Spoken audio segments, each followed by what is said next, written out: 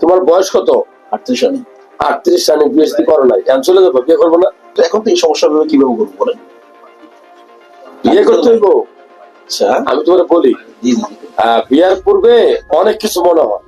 আচ্ছা, মানে বিয়া হয়েছে হালাল নিয়ামত, আল্লাহ নিয়ামত। বলি, তুমি যখন বিয়ে করবা তোমার শরীরে অনেক পরিবর্তন আসবে, মনে পরিবর্তন আসবে, সামাজিক ভাবে, পারিবারিক ভাবে। তখন তুমি একজন পুরুষ হয়ে যাবা, তুমি তোমার দায়িত্বশীল চলে আসবে। আর যে নারী তোমার ঘরে আসবে সেটা তোমার রহমত, সে তোমার ঘর সংসার করতে আসবে।